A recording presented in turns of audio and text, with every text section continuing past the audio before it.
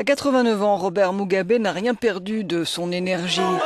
33 ans au pouvoir et toujours la même rhétorique guerrière, la même obsession anticolonialiste lorsqu'il s'adressait aux partisans du ZANU-PF le 5 juillet dernier.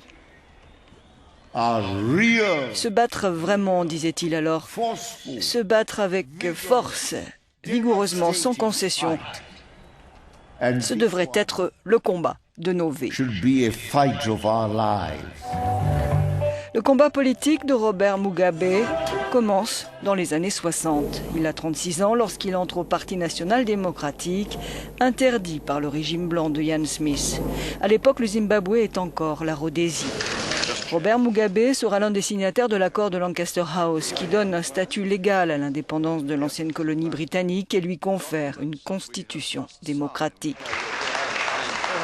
Après 90 ans de présence britannique, l'Union Flag est abaissée définitivement à Salisbury, l'actuel Harare. Mugabe remporte les élections supervisées par Londres et devient Premier ministre.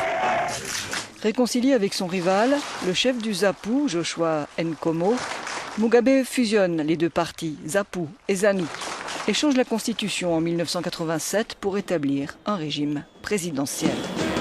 Depuis, Mugabe a gagné toutes les élections présidentielles avec, à chaque fois, suspicion de fraude électorale. Il a pris des décisions très controversées, comme l'expropriation forcée des fermes appartenant aux Blancs en 2000.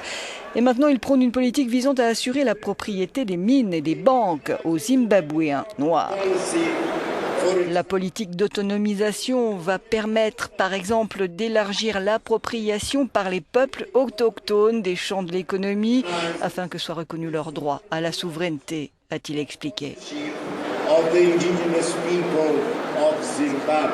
Le Royaume-Uni et ses alliés occidentaux sont souvent la cible des attaques verbales de Mugabe, qui accuse les sanctions d'être la cause de la crise économique.